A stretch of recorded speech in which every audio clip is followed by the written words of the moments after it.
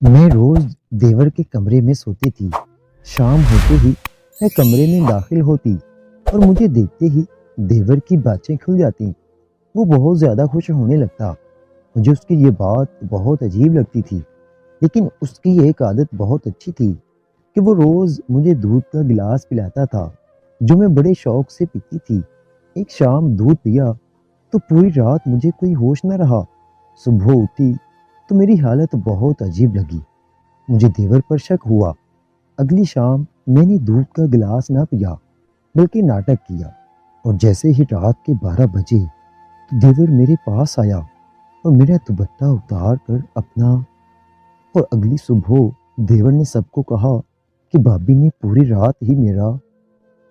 पता नहीं क्यों, लेकिन देवर ने मेरे ही दामन पर दाग लगाया था। मैं सोकर उठी तो ये देखकर हैरान रह गई कि मेरे देवर अरबाज के मुंह पर मेरा दुपट्टा बंधा हुआ था। मैं परेशान होकर जल्दी से उसके मुंह से कपड़ा खोलने लगी कि इतने में मेरी नंद साइमा कमरे में चली आई। उसने जब मुझे अपने भाई के मुंह से कपड़ा खोलते देखा तो फौरन ही पूछने लगी कि ये सब क्या हो रहा है। उस वक्त तक मैं कपड़ा खोल चुकी थी और इससे पहले कि मैं कोई जवाब देती, मेरा 17 साला देवर अरबाज चीख चीख कर कहने लगा कि भाभी ने मुझे रात भर गंदी गंदी फिल्में दिखाई हैं, और जब मैंने उन्हें रोकना चाहा तो उन्होंने मेरे मुंह पर कपड़ा बांध दिया। मेरे देवर अरबाज की ये बात सुनकर मेरे होश उड़ गए, क्योंकि वो सरासर झूठ कह रहा था। मैं तो रात भर सो रही थी। ना ही मैंने उसे कोई गंदी मूवी दिखाई थी और ना ही मैं इतनी गलत हरकत करने के बारे में सोच सकती थी। वो सिर्फ 17 साल का था और अक्सर बीमार रहता था। शायद वो अपने हाथ पांव खुद हिला भी नहीं सकता था। मैं कैसे उसे गलत और फाहिश फिल्में दिखा सकती थी, जबकि मैंने तो खुद भी आज तक ऐसी कोई फिल्म नहीं देखी थी। साइमा जो 19 साल की थी, उसने एक अजीब सी नज़र मेरी तरफ डाली और कहने लगी, भाभी आपको शर्म आनी चाहिए। भाई ने आपको अरबाज का ख्याल रखने के लिए कहा, उसके कमरे में सोने का कहा, लेकिन आप तो मेरे मासूम से भाई को ही तबाह करना चाहती हैं। मैं मानती हूँ कि आप भाई से काफ़ी अरसे से दूर हैं, लेकिन इसका हरगिज़ ये मतलब नहीं है कि आप उनकी कमी को पूरा करने के लिए गंदी फिल्मों का सहारा लें और मेरे कम उम्र भाई को भी खराब करें। साइमा के मुंह से ऐसी बात सुनकर मेरे होश उड़ गए थे। ये पहली रात थी जो मैंने अरबाज के कमरे में गुजारी थी, और इस पहली ही रात में मेरे किरदार पर ऐसा दाग लगा था कि मैं खुद से नज़र मिलाने के काबिल भी नहीं रही थी। मैंने साइमा को समझाने की कोशिश की कि ऐसा कुछ नहीं है, अरबाज झूठ कह रहा है, लेकिन उसने अपनी आंखें माथे पर रख लीं और कहने लगी कि मेरा बीमार भाई आपके बारे में झूठ क्यों कहेगा, और उसे ऐसा करके क्या हासिल होगा। अलबत्ता ऐसा करके आप ज़रूर भाई की कमी को दूर कर सकती हैं। मैंने फ़ौरन अरबाज से कहा कि वो झूठ न बोले, बल्कि साइमा को सच सच बताए कि ऐसा कुछ भी नहीं है। मैं तो सारी रात सोती रही हूँ। लेकिन अरबाज तो अपनी बात से बिल्कुल भी पीछे न हटा, बल्कि बार बार वही बात दोहराने लगा कि उसने सारी रात ज़बरदस्ती मेरे साथ फहश फिल्में देखते हुए गुजारी है। अरबाज और साइमा के सामने अपनी कोई गलती ना होते हुए भी मैं चोर बन गई थी, और मुझे बार बार ये खौफ सता रहा था कि अगर इन दोनों ने मेरे मियाँ अदील के सामने ऐसी कोई बात कही तो क्या होगा। मियाँ अदील तो शादी के फौरन बाद ही परदेश चला गया था और पिछले 9 महीने से परदेश में ही था। अगर उसका बीमार भाई या जवान बहन उसके सामने मेरे किरदार को लेकर ऐसी कोई बात कहते तो यकीनन वो मुझसे ज़्यादा अपने बहन भाई की बात पर एतबार करता, और इसी बात ने मेरी जान निकाल दी थी। मैंने उन दोनों से मिन्नतें की कि वो इस बात को दोबारा अपनी ज़ुबान पर ना लाएं। मेरी कोई गलती नहीं है, मैंने कोई गुनाह नहीं किया है। मेरी बात सुनकर अरबाज ने तो अपना मुंह फेर लिया, लेकिन साइमा कहने लगी, आप बेफिक्र रहें, मैं इतनी पागल नहीं हूँ कि परदेश में बैठे अपने भाई को आपकी वजह से तकलीफ पहुँचाऊँ।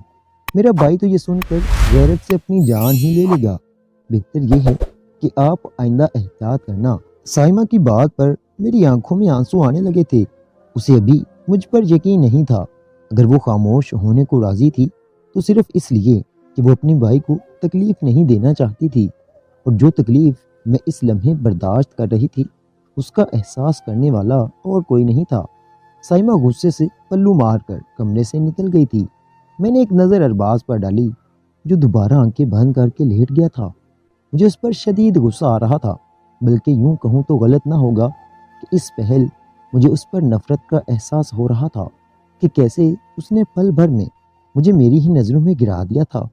میں دوپٹے کو صحیح طرح سے پہن کر ارباز کے کمرے سے باہر نکل آئی تھی۔ سائمہ اپنے کمرے میں چلی گئی تھی اور میری بیمار ساس اپنے بستر پر پڑی ہوئی تھی۔ شکر تھا کہ سائمہ نے ان کے سامنے ایسی کوئی بات نہیں کہی تھی۔ میں تیزی سے گھر کے کام کر رہی تھی، لیکن ساتھ ہی ساتھ سوچ رہی تھی کہ ارباز نے اتنا بڑا جھوٹ کیوں کہا۔ ایک 17 سال کے لڑکے کو اتنا بڑا جھوٹ کہنے کی کیا ضرورت تھی؟ اور وہ لڑکا جو اپنے ہاتھ پاؤں بھی نہیں ہلا سکتا تھا، اس کے منہ پر کپڑا کیسے بندھا ہوا تھا، جبکہ کمرے میں میرے علاوہ اور تو کوئی تھا بھی نہیں۔ ایک عجیب پہیلی تھی جو میں سلجھانے کی ناکام کوشش کر رہی تھی۔ سارا دن یوں ہی گزر گیا تھا۔ میں عجیب شش و پنج میں مبتلا تھی۔ رات ہوئی تو مجھے اپنے میاں کے حکم کے مطابق دوبارہ ارباز کے کمرے میں سونے کے لیے جانا تھا، لیکن مجھے خوف محسوس ہو رہا تھا اگر وہ دوبارہ مجھ پر کوئی الزام لگا دیتا تو میں کیا کرتی۔ پھر میں نے سوچا کہ شاید بچہ ہے، کوئی خواب دیکھا ہوگا اور اسے لگا کہ یہ سب میں نے کیا ہے۔ یہی سوچ کر میں دوبارہ اس کے کمرے میں سونے کے لیے لیٹ گئی۔ دراصل کافی دنوں سے اس کی حالت بہت خراب رہی تھی، اور میری ساس نے یہ بات جب میرے میاں عدیل کو بتائی تو وہ بہت زیادہ پریشان ہو گئے تھے۔ میری ساس خود بھی زیادہ تر بیمار رہتی تھی۔ میری نند سائمہ 19 سال کی تھی اور اس کے ان دنوں امتحانات ہو رہے تھے، اس لیے میرے میاں نے مجھے یہ حکم دیا تھا کہ میں روز رات کے وقت ان کے بھائی کے ساتھ سو جایا کروں۔ مجھے یہ کام بالکل بھی مشکل نہیں لگا تھا۔ ویسے بھی مجھے اکیلے نیند نہیں آتی تھی۔ میں نے سوچا کہ اچھا ہے، میں ارباز کی دیکھ بھال بھی کر لوں گی اور اس طرح مجھے کمرے میں اکیلا بھی نہیں سونا پڑے گا۔ لیکن مجھے کیا معلوم تھا کہ جسے میں 16-17 سال کا ایک معصوم لڑکا سمجھ رہی تھی، وہی میرے کردار کو دنیا کی نظر میں داغدار کر دے گا۔ اگلی صبح بھی ایسا ہی ہوا تھا۔ ارباز کے منہ پر میرے دوپٹے کا کپڑا بندھا ہوا تھا، اور جب میں سو کر اٹھی تو وہ عجیب آوازیں نکالنے کی کوشش کر رہا تھا۔ اس کی ان آوازوں کی وجہ سے میری بیمار ساس کمرے میں چلی آئی تھی اور اس کے منہ پر بندھا دوپٹہ دیکھ کر ان کی جان نکل گئی تھی۔ میری ساس غصے میں مجھ سے پوچھنے لگی کہ سمرن یہ سب کیا ہے؟ میرے بیٹے کے منہ پر دوپٹہ کیوں بندھا ہے؟ میں پوری طرح گھبرا گئی اور میں نے کہا کہ میں نے تو یہ دوپٹہ نہیں باندھا، میں تو سو رہی تھی، ابھی ارباز کی آوازوں پر اٹھی ہوں۔ میری ساس نے گھور کر مجھے دیکھا اور بولی کہ میرا بیٹا ہاتھ اور پیروں سے معذور ہے، وہ تو اپنے منہ پر خود دوپٹہ باندھ نہیں سکتا۔ سائمہ رات بھر میرے ساتھ میرے کمرے میں تھی، تو اس گھر میں تمہارے علاوہ اور کون باقی رہتا ہے؟ تمہارے میاں نے تم پر میرے معصوم لڑکے کی ذمہ داری کیا ڈالی؟ تم تو اپنا اصلی چہرہ دکھانے پر آ گئی ہو۔ اگر تم سے ارباز کی دیکھ بھال نہیں ہوتی تو صاف منع کر دو، لیکن ایسی گھٹیا حرکتیں نہ کرو۔ یہ کہہ کر جیسے ہی میری ساس نے ارباز کے منہ سے دوپٹہ کھولا تو وہ چیخ چیخ کر کہنے لگا، امی، بھابی سمرن رات بھر مجھے گندی فلمیں دکھاتی ہیں، وہ چاہتی ہیں کہ میں ان کے ساتھ غلط کام کروں۔ اپنی ساس کے آگے ارباز کے منہ سے ایسی بات سن کر میرے قدموں تلے زمین نکل گئی، اور میں نے ارباز کے آگے ہاتھ جوڑ دیے اور اس سے کہا کہ میرے حال سے رحم کرو، میں تمہاری بھابی ہوں، تمہارے بھائی کی عزت ہوں، میں کیوں تمہارے ساتھ کچھ غلط کرنا چاہوں گی؟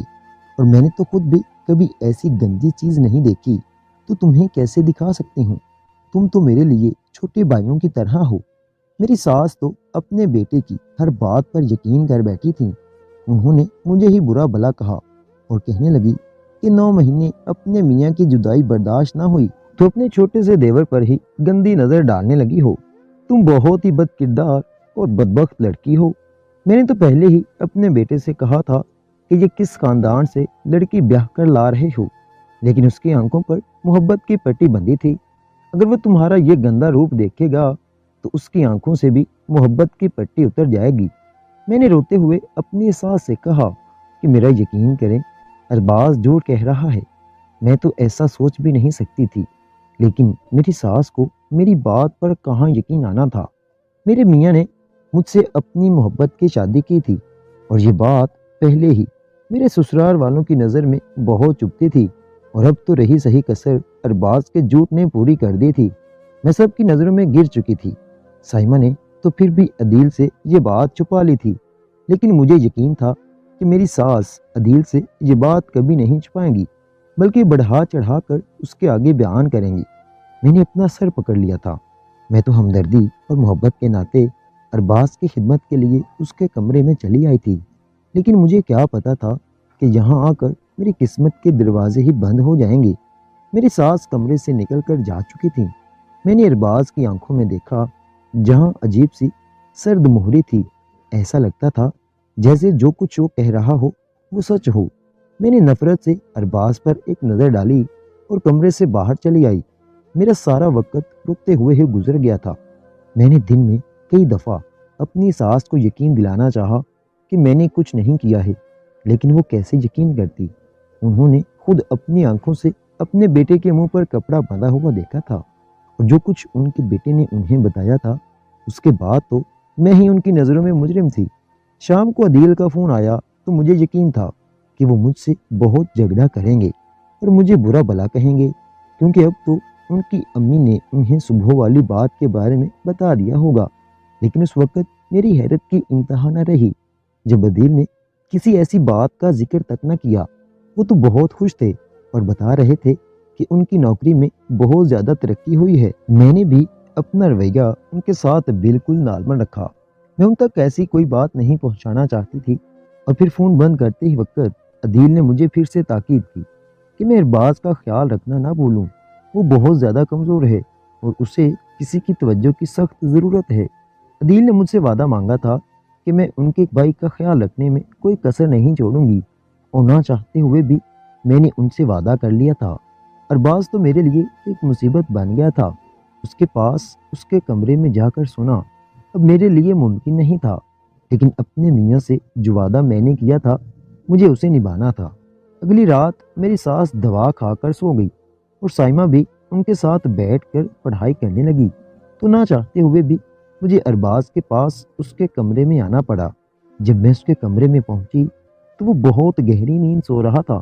मैंने सुकून का सांस लिया और खामोशी से सोफे पर लेट गई। लेकिन आज ना ही मुझे नींद आ रही थी और ना ही मेरा सोने का कोई इरादा था, बल्कि मैंने ठान लिया कि आज मैं सोने की एक्टिंग करूंगी और जान कर रहूंगी कि रात भर आखिर इस कमरे में क्या होता है। मैं सोफे पे बैठी लेटी कि अचानक मेरे देवर ने मेरा दुपट्टा उतार कर, मेरा नाम सिमरन है और मेरी शादी को 9 महीने हो गए थे। मेरी शादी चचा के बेटे अदील से हुई थी, जो शादी करते ही मुझे अपने घर वालों के पास छोड़कर खुद कतर चले गए थे। अदील और मेरी पसंद की शादी थी और इस शादी पर उनके घर वाले कुछ खास खुश नहीं थे, क्योंकि मैं बहुत ही गरीब खानदान से ताल्लुक़ रखती थी और अपने घर का गुजारा चलाने के लिए मुझे नौकरी करना पड़ी थी। अदील से मेरी मुलाकात उसी क्लिनिक में हुई थी जिस क्लिनिक में मैं नर्स की नौकरी करती थी। अदील वहाँ अपनी बहन के चेकअप के लिए आया था। वो कतर से चंद दिनों की छुट्टियों पर आए थे। इन दिनों मेरी जवानी भी उरूज पर थी। मेरी आंखें भूरी सी थीं, जो देखने वाले को दीवाना बना देती थीं। अदील जब रिसेप्शन पर आए तो उनकी नज़र मुझ पर पड़ गई। अदील को मुझसे पहले ही नज़र में मोहब्बत हो गई थी और कुछ ही दिनों में उन्होंने मुझे खुद ही प्रपोज भी कर दिया था। मुझ पर अपने घर बार की जिम्मेदारी थी और मैं किसी भी रिश्ते में बंधना नहीं चाहती थी, लेकिन अदील की मोहब्बत ने मुझे अपने साथ बांध लिया था। दिल वापस जाने से पहले मुझसे शादी करना चाहते थे, और जब ये बात मेरे घर वालों को पता चली तो मेरी अम्मी ने इस रिश्ते के लिए साफ इनकार कर दिया, क्योंकि इस तरह इन लोगों का गुजारा कैसे हो सकता था। अदील ने मेरे घर वालों को यकीन दिलाया कि वो उनका खर्चा भी उठाएंगे और मुझे भी हर तरह की खुशी देंगे। मेरी माँ एक गरीब औरत थी, उसे मुझसे कहीं ज़्यादा पैसे की ज़रूरत थी, इसलिए फ़ौरन राज़ी हो गई। अदील 4 लोगों की मौजूदगी में मुझे अपने साथ रुखसत करवा कर ले गए थे और शादी के पहले 15 दिन उन्होंने मेरे साथ बहुत ही खूबसूरत तरीके से गुजारे थे। मेरे ससुराल वाले शादी पर राज़ी नहीं थे, लेकिन उन्होंने खुलकर ऐसी कोई मुखालफत भी नहीं की थी कि जिससे मुझे परेशानी होती। अदील का छोटा भाई अरबाज काफ़ी बीमार रहता था और ज़्यादातर अपने ही कमरे में बंद रहता था। अदील उससे बहुत मोहब्बत करते थे और जल्द से जल्द उसका इलाज करवाने की ख्वाहिश रखते थे। अदील ने मुझे कहा था कि वो अरबाज का इलाज करवा कर और साइमा की शादी करके हमेशा के लिए वापस वतन लौट आएंगे اور میں نے بھی ان کے وعدے کے سہارے اپنی زندگی گزارنا شروع کر دی تھی۔ سب کچھ ٹھیک چل رہا تھا۔ عدیل روزانہ مجھے فون بھی کرتے تھے اور ان کے گھر والوں کا رویہ بھی ٹھیک تھا، لیکن پچھلے کچھ دنوں سے ارباز کی حالت کچھ زیادہ ہی خراب ہو رہی تھی اور عدیل کو کسی بات کی فکر ستا رہی تھی۔ عدیل نے مجھے کہا کہ میں ان کے بھائی کے ساتھ رات کو سو جایا کروں، کیونکہ ان کی ماں اس قابل نہیں رہی کہ وہ ایک جوان ہوتے لڑکے کی دیکھ بھال کر سکیں۔ میرے میاں نے جس مان سے مجھ سے یہ بات کہی تھی، میں انہیں کیسے انکار کر سکتی تھی؟ اور پھر ارباز تو میرے لیے میرے چھوٹے بھائیوں جیسا ہی تھا، اس لیے میں فوراً راضی ہو گئی۔ لیکن یہی شاید میری زندگی کی سب سے بڑی غلطی تھی۔ میں بمشکل ایک ہفتہ ہی ارباز کے کمرے میں سوئی تھی اور میرے دامن میں ایسے کانٹے پڑے تھے کہ میرے لیے ان سے بچنا مشکل ہو گیا تھا۔ جس رات سچ جاننے کے لیے میں نے سونے کا ناٹک کیا، اس رات میرے ہوش اڑ گئے۔ میں جسے 17 سال کا لڑکا سمجھ رہی تھی، وہ ہرگز بھی 16-17 سال کا نہیں تھا۔ ارباز کو قطر میں رہتے ہوئے کئی سال ہو چکے تھے اور اسی وجہ سے شاید وہ اپنے بھائی کی صحیح عمر سے واقف نہیں تھے۔ ارباز دراصل 18-19 سال کا جوان لڑکا تھا، جو کہ نہ ہی بیمار تھا اور نہ ہی اس کی صحت میں کوئی مسئلہ تھا۔ اس رات جیسے ہی میں آنکھیں بند کر کے سونے کے لیے لیٹی تو ارباز اپنے بستر سے اٹھ کر میرے پاس آیا اور میرے اوپر سے دوپٹہ کھینچ لیا۔ میرے چہرے پر بکھرے بالوں کو اپنے ہاتھوں سے پیچھے کرتے ہوئے مجھ پر جھکا اور میرے وجود کو آر پار کرتی ہوئی نظروں سے دیکھنے لگا۔ ارباز کو اپنے اتنے قریب پا کر میرے ہوش گم ہونے لگے تھے اور جس بات نے مجھے حیران کر دیا تھا وہ ارباز کا ایک دم سے ٹھیک ہونا اور بغیر کسی پریشانی کے میرے اوپر سے دوپٹہ کھینچنا تھا۔ اس کے بعد ارباز آہستہ سے کمرے سے باہر نکل گیا۔ جب واپس لوٹا تو وہ میرے میاں کے کپڑے پہنے ہوا تھا۔ عدیل کے کپڑے پہنے وہ خود کو آئینے میں دیکھ رہا تھا اور گنگنا بھی رہا تھا، اور پھر میرے قریب آ کر آہستہ سے کہنے لگا کہ تمہاری وجہ سے میری زندگی بہت مشکل ہو گئی ہے، اسی لیے اب جب تک میں تمہیں اس گھر سے باہر نہیں نکلوا دیتا سکون سے نہیں رہوں گا۔ پہلے میرا بھائی میرے علاج کے نام پر اور میرے خرچے کے نام پر ڈھیروں پیسے بیچتا تھا، جس سے میں خوب عیاشی کرتا تھا، اپنے دوستوں کے ساتھ پارٹی کرتا تھا۔ لیکن جب سے اس نے تم سے شادی کی ہے، وہ ہر مہینے میرے خرچے کے پیسے بھی تمہیں بھیج دیا کرتا ہے اور تم ایک ایک روپیہ دیکھ بھال کر خرچ کرتی ہو، اور اب تو تم ہر رات میرے سر پر مسلط ہو گئی ہو۔ میں اپنے دوستوں کے ساتھ باہر بھی نہیں جا پاتا۔ میں نے اس بیماری کا ڈرامہ صرف اس لیے کیا تھا کہ ہر چیز سے جان چھڑا سکوں اور سکون اور عیاشی کی زندگی جی سکوں، لیکن جب سے تم بھائی کی زندگی میں شامل ہوئی ہو میری زندگی مصیبت بن گئی ہے۔ ایک دفعہ میں تمہیں بھائی کی زندگی سے باہر نکال دوں، پھر میری زندگی پہلے کی طرح بہار بن جائے گی۔ جب ہر رات میں تم پر الزام لگاؤں گا تو ایک نہ ایک دن میری ماں یہ بات اپنے بڑے بیٹے کو سنا ہی دے گی، اور میرا بے وقوف بھائی جو میری ہر بات پر آنکھیں بند کر کے یقین کرتا ہے وہ تمہیں خود اس گھر سے باہر کر دے گا۔ پھر سارا خرچہ واپس سائمہ کے ہاتھ آئے گا اور میں سائمہ سے پیسے لے کر اپنی عیاشیاں پوری کروں گا اور وہ خود بھی سکون سے اپنی زندگی گزارے گی۔ جب سے تم آئی ہو اسے بھی پڑھائی کا ڈونگ رچانا پڑتا ہے، نہ ہی سائمہ کو پڑھائی میں دلچسپی ہے اور نہ ہی میں بیمار ہوں۔ ہم تو اپنے بڑے بھائی کے پیسوں سے عیش کرتے ہیں اور اسے پتہ بھی نہیں چلتا۔ ارباز کے سچ نے میرے رونگٹے کھڑے کر دیے تھے۔ تھوڑی ہی دیر میں سائمہ بھی کمرے میں چلی آئی تھی۔ سائمہ اور ارباز نے مل کر ساری رات میرے موبائل پر فحش فلمیں دیکھی تھیں، اور 4 بجے کے قریب جب سائمہ واپس چلی گئی تو ارباز نے میرے دوپٹے سے خود اپنا منہ بند کر لیا اور ایسے لیٹ کر آوازیں نکالنے لگا جیسے کسی نے اس پر ظلم کیا ہو۔ وہ ہر رات مجھے نیند کی دوا دے کر سلاتا تھا، اس لیے میں اس کا سچ نہیں جان سکی تھی، لیکن گزری رات اس نے جس ٹھنڈے دودھ میں نیند کی دوا گولی تھی میں نے وہ دودھ ہی نہیں پیا تھا۔ میں سوچ بھی نہیں سکتی تھی کہ میرا میاں اپنے جس بھائی پر جان چھڑکتا ہے اس کا وہی بھائی اسے اتنا بڑا دھوکہ دے رہا ہے، اور اپنی عیاشی کے لیے وہ ہمارا گھر تک برباد کرنے پر تل گیا ہے۔ اگلی صبح پھر میرے کردار پر الزام لگ چکا تھا، لیکن اس بار میں خاموش رہنے والی نہیں تھی۔ میں نے نہ صرف اپنی ساس کو سب کچھ سچ بتا دیا بلکہ ان کے سامنے ہی عدیل کو خود فون ملا کر ساری حقیقت سے آگاہ کر دیا۔ عدیل میری بات پر یقین کرتے یا نہ کرتے اسے میں نے اپنی قسمت پر چھوڑ دیا تھا، اور اس وقت میری حیرت کی انتہا نہ رہی جب عدیل نے میری ہر بات پر یقین کر لیا اور کہنے لگے کہ میں نے تمہیں ارباز کے کمرے میں سونے کے لیے اسی لیے بھیجا تھا क्योंकि मुझे मेरे किसी दोस्त ने अरबाज की हरकतों के बारे में आगाह कर दिया था। उसने अरबाज को नशे की हालत में सड़क पर दोस्तों के साथ गुंडागर्दी करते देखा था, लेकिन मुझे अपने दोस्त की बात पर यकीन नहीं आया था कि मेरा बीमार भाई रात के वक्त सड़कों पर क्यों आएगा। फिर जब यही बात मुझे किसी और से पता चली तो मैंने सब कुछ जानने का फैसला किया, और तुम्हारे अलावा कोई नहीं था जिस पर मैं भरोसा करता। इसलिए मैंने तुम्हें अरबाज के कमरे में भिजवा दिया। सच कहूँ तो मुझे अपने दोस्तों की बात झूठ लगी थी, क्योंकि मैं अरबाज से बहुत मोहब्बत करता था और मुझे उस पर पूरा भरोसा था। जब अरबाज बीमार हुआ उस वक्त मैं बाहर रहता था और मुझे अम्मी ने बताया था कि अरबाज को ब्लड कैंसर हो गया है। उस दिन मैं खून के आंसू रोया था। इसीलिए जब मुझ तक ये खबर पहुंची कि अरबाज बिल्कुल ठीक है तो मेरे लिए ये यकीन करना नामुमकिन हो गया था। लेकिन अब मुझे इस बात पर यकीन आ गया है कि उसने मेरे साथ बहुत बड़ा धोखा किया है, सिर्फ अपनी अयाशी और पढ़ाई से बचने के लिए। अरबाज ने खुद को बीमार बना डाला। मैं हमेशा के लिए तुम्हारे पास आ रहा हूँ, क्योंकि जिस बहन भाई के मुस्तकबिल के लिए मैं परदेश काट रहा था वो इसके काबिल नहीं है। अरबाज और साइमा भी ये दान कर दंग रह गए थे कि उनका भाई पहले ही उनकी हकीकत से वाकिफ हो चुका था।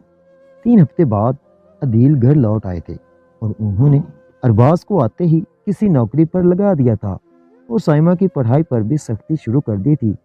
कभी कभी अदील मेरे पास बैठते तो कहते कि मुझे लगा था कि मैं अच्छी तरह कमा कर अपने बहन भाइयों को अच्छी ज़िंदगी दे सकता हूँ, लेकिन मैं भूल गया था कि तरबियत के लिए पैसे नहीं बल्कि बड़ों के साथ का होना ज़रूरी होता है। मेरे बहन भाइयों को मेरे पैसे से कहीं ज़्यादा मेरे वक़्त की ज़रूरत थी, क्योंकि वो उम्र के जिस हिस्से में थे वहाँ तरबियत बहुत ज़रूरी होती है। मेरी बीमार माँ उन पर तवज्जो न दे सकी और इसी वजह से वो दोनों गलत रास्तों के मुसाफिर बन गए। मैं अदील से भी यही कहती हूँ और अपने सुनने वालों से भी यही कहूँगी कि जब बच्चे की तरबियत के दिन होते हैं तो उनकी अच्छी तरबियत करें, ना कि उन्हें बचपन में लाड़ प्यार से रखें और जब वो बड़े हों तो उन्हें किसी से बोलने की तमीज़ ना हो। तब आप पछताएं कि हमारी तो औलाद ही बिगड़ गई है।